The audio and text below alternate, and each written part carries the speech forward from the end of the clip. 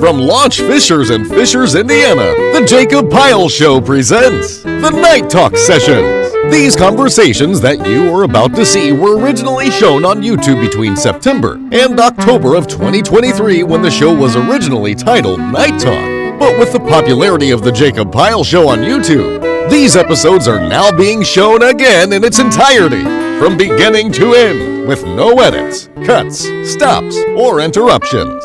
With tonight's guest, Automation Manager Chuck Ridgeway, and the host of our show, Jacob Pyle. Good morning, afternoon, everybody. Well, wherever you may be. My name is Jacob Pyle, and I welcome you to Night Talk. The guest that is here with me already know about this, but just for the sake of the viewers at home who are watching the show for the first time, for the next 30 minutes, unscripted conversations, but with a difference. No shouting, no cussing, nothing but respectful conversations on the show. All topics that we're discussing on the show have been approved by me before the show taping. My guest for tonight is an application engineer who loves to talk about automation and new technologies in the industry. He is currently an automation manager for Horner Automation. Would you please welcome to the show, Chuck Ridgeway. All right. Chuck, thank you for dropping by. So, automation manager sounds like an interesting profession. What do you do as an automation manager? So, let me talk a little bit about the company first real quick, and that'll give some, perspective on what an automation manager is. That's fine. So, I work for Horner Automation, and, we've all seen commercials on TV, with robots, making cars and stacking boxes and those sorts of things. And we don't do robots at Horner Automation, but we do products that are programmable logic controllers is what we do. And those, just like a robot, when a customer buys a robot, it doesn't automatically start, making cars or stacking boxes. Whoever buys the robot has to program it to do that. So that requires expertise, right? So our product is a programmable logic controller. It's kind of the heart of what automates a whole variety of things out there in the world. And when we ship it, it doesn't do anything until one of our programmers, one of our customers basically programs and sets it up to do its thing. So that's kind of the automation type world that we live in. We provide components that our customers use to automate all kinds of great stuff. And then an automation manager, really my job at this stage in my career is I'm really all about educating our customer base on a really technical product, and mostly doing it online through YouTube type videos, and also promoting the products through trade shows and conferences and those sorts of things. So that's kind of what being an automation manager is all about for me. Awesome. So I want to talk a little bit about the new automation technology that you guys have. Sure. Tell us about that. Sure. So what we specialize in are, I mentioned the fact there are components called programmable logic controllers, but we do something a little bit different than a typical programmable logic controller manufacturer, is we put screens on all of our products. Everybody uses phones, they're used to using phones, and so what we do is we take kind of the brains of the machine and we put a touch screen on the front and we make that one component, and then by having everything all put together in one piece, it makes it a lot easier for customers to basically just about automate anything. So the types of things we're doing these days, besides just integrating all the components together to make them easier to automate products, is we're starting to take a look at artificial intelligence as a future type addition to the product line. That's something that'll be coming in the next few years. And really the other thing is just making it easier to connect machines through our product to the internet. Because the whole Internet of Things and getting more people and machines connected, has some benefits. All right. I am a technology savvy. Okay. And so when you talk about touch screens and things like that, right. are you talking about everyday items that we use, your cell phones, your basically anything that can be used to touch or interact with the screen itself? Sure. The touch screens that we apply to our products, they work the same way as the touch screens on your phones and other everyday products, but they're a little more ruggedized because a lot of times they're being used in a really tough environment. Maybe a front end loader that is being automated, or maybe in a stadium environment or outdoors. So they're a little more ruggedized, but they're still your basic touch screen. And the benefit of the fact that the touchscreen is being used is everybody knows how to use a touchscreen these days. So you don't, there's a lot less teaching that has to be done in terms of how to use the product when the product comes with its own touchscreen. And in some cases, it can even play help videos right on the product.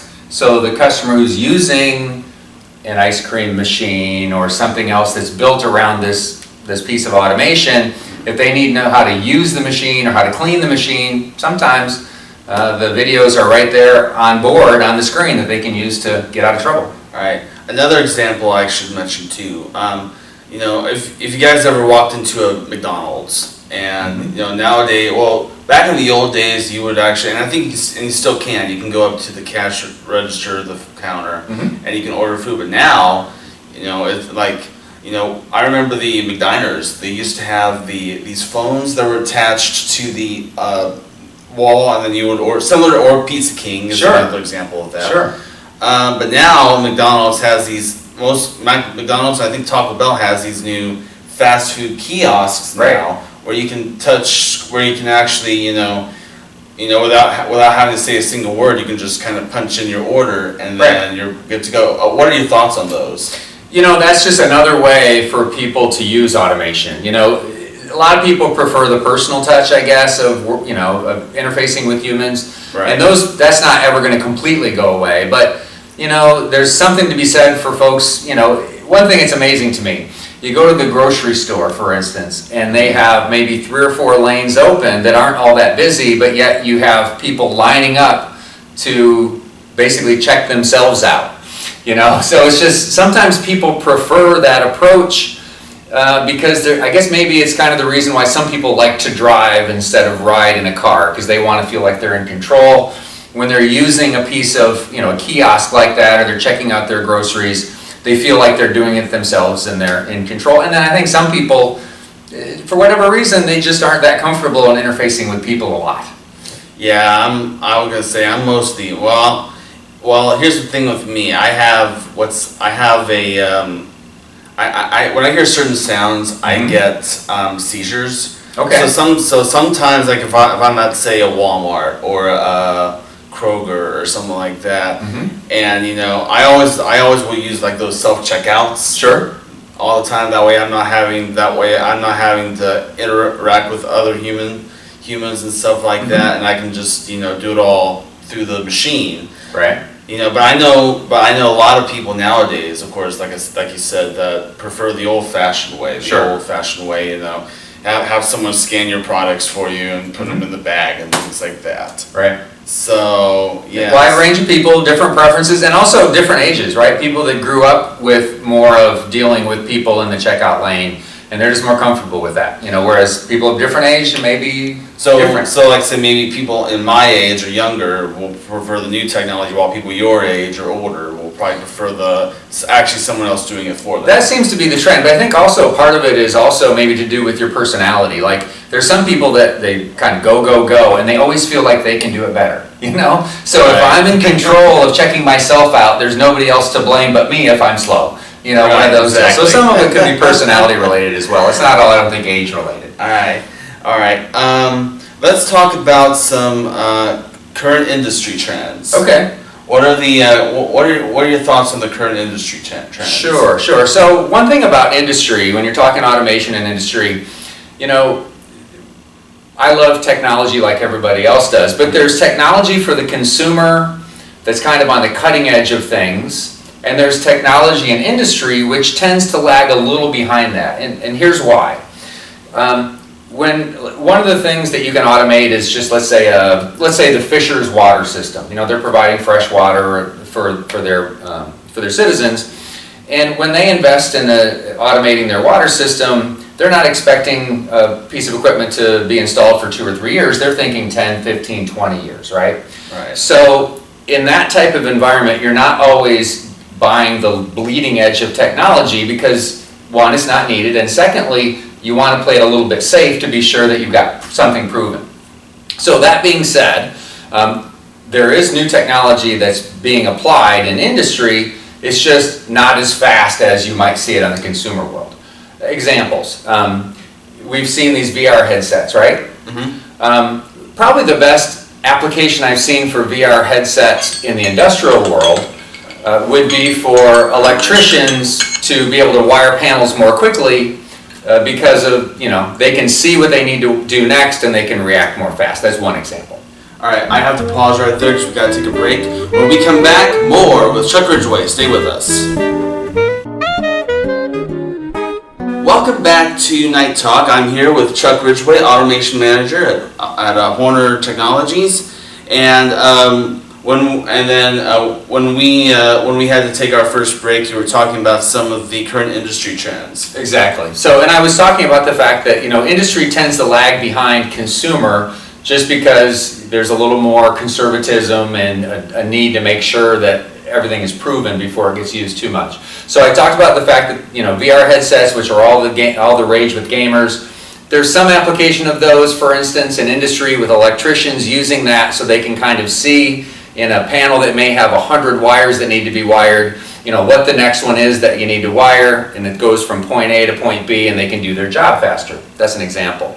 But there's some other areas, I started to mention this earlier, I think in the first segment. Artificial intelligence, of course, is all the rage, artificial intelligence, and it's going to work its way into the industrial realm, and at Horner we are looking at ways to apply that in our future products. But it's going to take a few years before it's really the mainstream of the industrial world, but it's definitely on its way, for sure. Something that's a little bit closer to that, I also touched on earlier, and that is getting more equipment, automated equipment, kind of connected to whether it's the internet or whether just connected to a network in a factory or something. That's also a trend. Getting more and more equipment connected to the cloud for the primary reason that getting data out of the machine can allow you, if you analyze the data from the machine, can potentially allow you to figure out how to make the machine more efficient, how to produce more effectively, make adjustments to the machine that ultimately will result in more efficiency, better quality products, and obviously more profit for the people who are using the equipment. Awesome. So those are some examples. Okay. PLC and HMI, can you break that down for me? Sure. So I talked early on about programmable logic controllers is what we manufacture. I mean, we don't call it a programmable logic controller, but that's effectively what it is. And that is the brains of any application. It makes the decisions on what needs to happen when and where in order for a particular process to be automated. Whether that's just controlling a water pump, whether that's controlling hot water system, whether that's controlling a stadium window or something like that. So that's a programmable logic controller. HMI refers to a human-machine interface. That's really the part of the system that the human, the operator, interfaces with. Generally, it's the part that includes the touchscreen, again, for feedback for how the machine is operating, as well as input from the operator as to what needs to happen next. I remember when touchscreen first came out, I don't know how they did this, and to me, I still don't understand, but in the old days, didn't they, I remember these old pens, they're with these magic notebooks where you can actually write something down, and then it's got a camera inside where you can take the picture of that. And I think touchscreen was like that probably back in the olden days. Is this true? Well, all I can give you is my own experience. So when I started back in the 80s, that was a long time ago, in the automation industry, the high-tech HMIs, if you will, human-machine interfaces, they were based on CRT-type televisions, and a big one might be like 12 inches or 14 inches CRT embedded in a large stamping press or something, and with a green screen, sometimes even color. That was high technology back then. But obviously, as when the touchscreens started to finally hit the market, a few years later, they finally made their way into industry. But there's been all kinds of user interface type advancements over the years. I remember a similar product to what you're talking about, where you used to have like a pad on the side of your computer, it'd be on your desk, and you'd use a stylus to write on that, and it would just show up on the screen. So you were writing on a pad, and then what the result would end up in the computer. So that was just another input device, not exactly a touch screen, but maybe a precursor to that. Oh, gotcha. All right. So now Another thing that automation is being used for is in buildings. Oh, sure. Tell us about that. Okay, well, building automation is, people don't think about the fact that there's a lot of things in buildings that are automated. Of course, the first thing we think of course, is our heating and air conditioning system, right? We have it in our homes. There's a level of automation in our homes, but it's pretty low. I mean, generally, we've got a thermostat, we've got an air conditioner and a furnace that is quasi-automated. Of course, there's more of that being, there's touchscreens in our home now for controlling our furnace, which we didn't have years ago. But in addition to, of course, HVAC systems, there's lighting systems. The light technology these days is LED based. It can be switched on and off. It doesn't have to warm up or anything like that. So that can be controlled. And then you've got in a factory type environment, you've got things like compressed air that is used for tools and things. That you'll have a compressor, a large compressor that'll serve a whole facility. That's got to be automated. And then one of the fun ones, I can give you a couple fun ones. Okay. So as an example, you can call this building automation. Here locally in Indianapolis, Lucas Oil Stadium, I think most people know that, of course, in addition to the roof that opens and closes, there's also a giant window wall on one side of Lucas Oil Stadium that they can open and close. When they open it, of course, it lets more fresh air in and it feels more like an outdoor stadium. Well, that window wall is controlled by a Horner touchscreen with a built-in PLC. One of our customers who does stadium-type projects automated that. Another one, I'll tell you that's kind of a fun one, is, you could also think as building automation, is Paul Brown Stadium where the Bengals play. That's a dedicated football stadium. I mean, in addition to 10 football games a year, maybe 12 at the max, they might have a Taylor Swift concert or something there as well. But our products are used by one of our customers to set it up to control all the hot water in Paul Brown Stadium. So imagine this, you've got a stadium that sits dormant for months, and then suddenly you've got 50 or 60,000 people that need hot water, and they need it to work, and they need it now, right? For the concession stands and for the bathrooms and you name it. Well, that's tricky in getting a system that can deliver that much hot water yet still work well after sitting dormant for months. So, that's building automation, right? You're automating a building, and it's a tricky application, but the expertise that one of our customers had in dealing with hot water, they were able to take one of our products and utilize it for that application. Awesome. So, when you were touching up on the Lucas Oil thing, it's like I'm not really, to be honest with you, I'm not really familiar with where things is because I've only lived in the Indianapolis area now for 6 months. Okay. So, welcome to Indianapolis. Thank you. And it's not really technically it's in Noblesville, but it's not. But it's still it's still in the Indianapolis area, so to speak.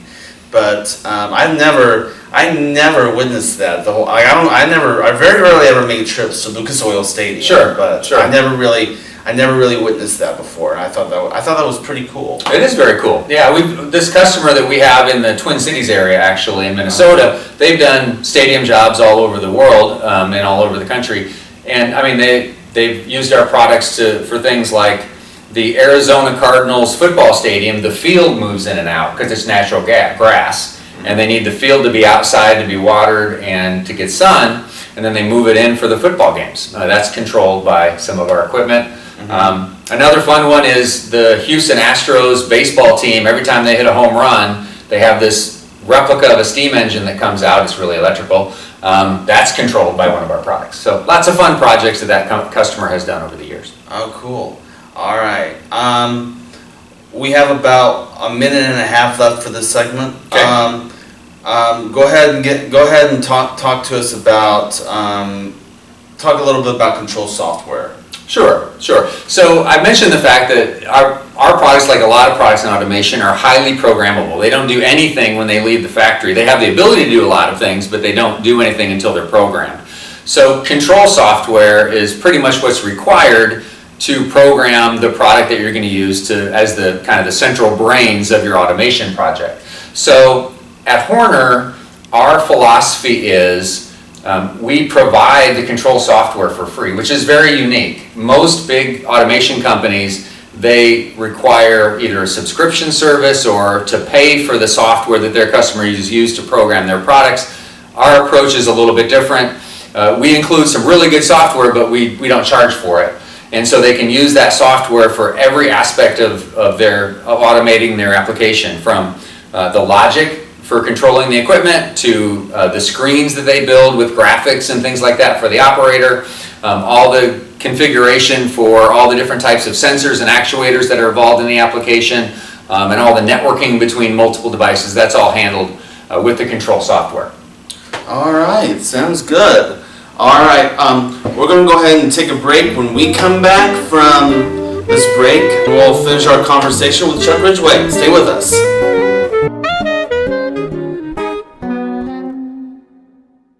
Welcome back to Night Talk. I am here again with Chuck Ridgeway. So now we're going to talk a little bit about industrial automation. Tell us about that. Okay, so really industrial automation just kind of rolls in the automating of industrial applications. Okay, so we've talked a lot about automation today, or I have, about automating things like football stadiums or whatever the case may be, right? Water systems, that sort of thing. So industrial automation really just kind of encompasses automating just any kind of manufacturing process. Okay. You know, whether you're making, you know, some sort of metal product, or whether you're making computers, or whatever it is you're manufacturing, generally industrial automation is just kind of encompasses automating any kind of manufacturing process. Gotcha. Now, I understand that you yourself are doing a podcast on YouTube. Tell us about it. Sure. So this all kind of started, you know, first of all, at my company, I was kind of the one that did presentations for years, right? I was a product manager. Talked about it being an automation manager, and communicating with the public is one thing I had to do, and I always did a pretty good job at it. But when we had the pandemic, it became a scenario where we could no longer get in front of our customers on a face-to-face basis because it just, you know, was deadly potentially. Right. So at that point, we decided as a company, and our owner basically said, hey, let's see if we can have kind of weekly online events to educate our customers and to tell them about our products. Because we have a highly technical product and it takes a lot of training. So, you know, during the pandemic, we started these weekly webinars.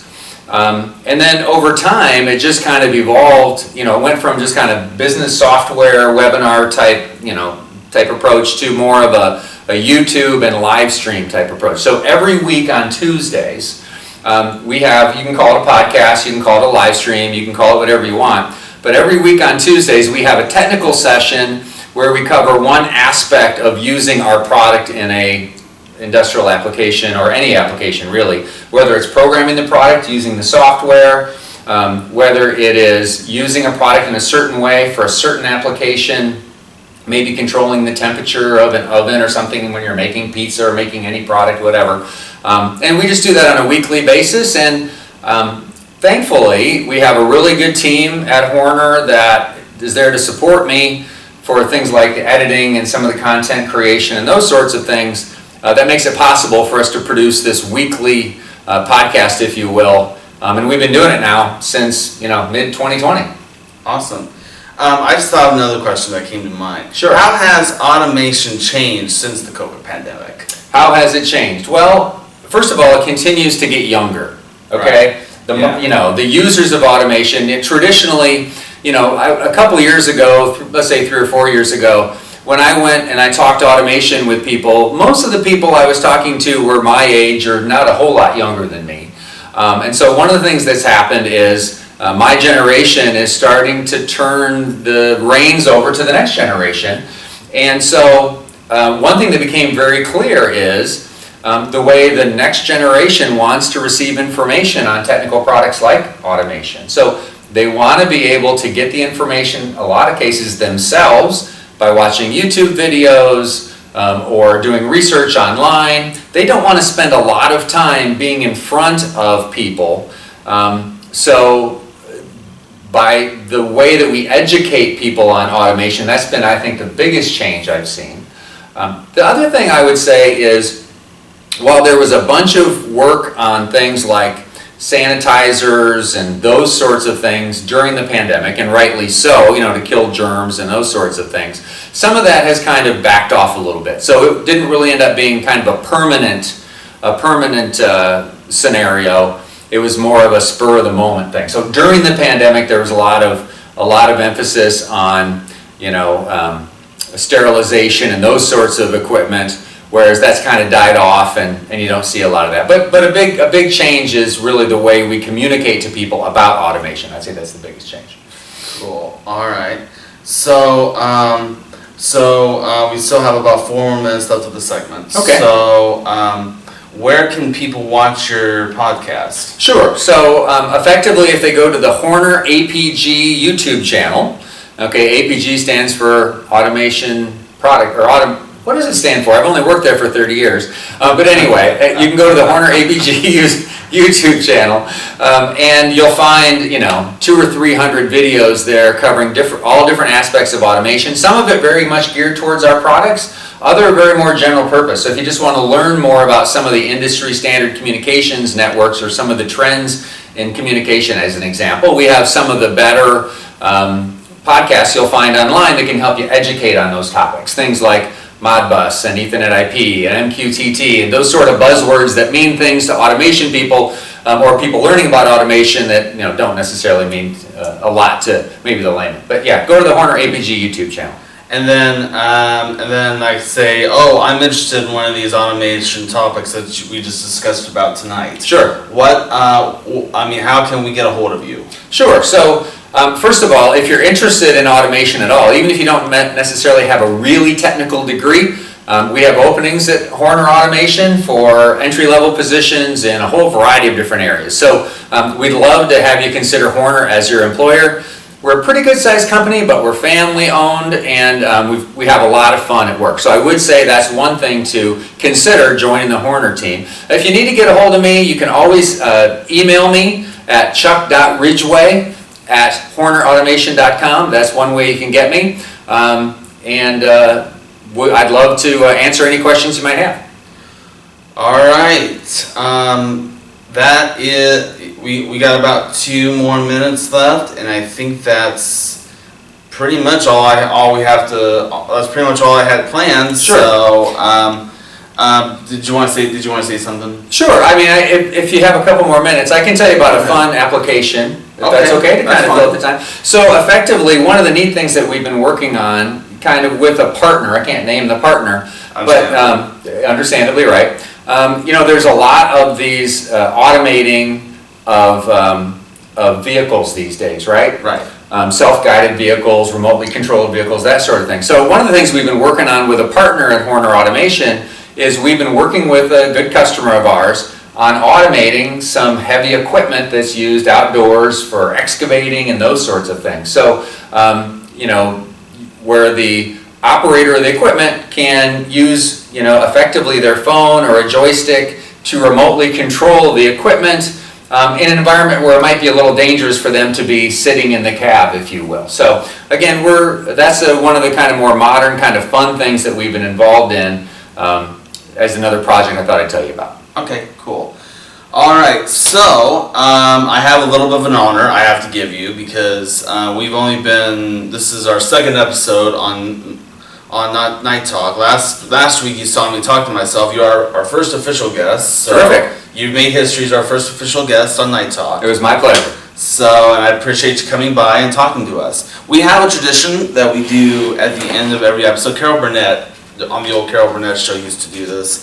During the closing credits of her show, she would have the guests sign an autograph book. So I'm going to let you be the first person to autograph the autograph book. While I say thank you so much for watching, my guest for tonight has been Chuck Ridgeway. I'll be back next week with another guest for you. And until then, for Chuck Ridgeway and myself and all of us on Night Talk, thank you for watching, and we'll see you guys next time. Until then, good night.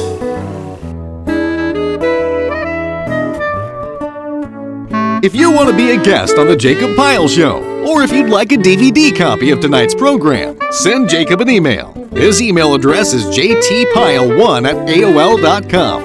Or if you're ordering a DVD copy of tonight's program, send $10 check or money order to the Jacob Pyle Show, care of Pyle Media Ventures. Post Office Box 154, Noblesville, Indiana 46061. Please include the air date seen on your screen when ordering. Residents outside of Indiana add $5 shipping and handling.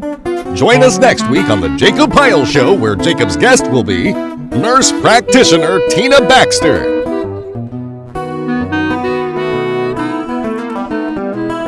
This is Zach Brown speaking for the Jacob Pyle Show, a Pyle Media Ventures presentation. This program has been pre-recorded.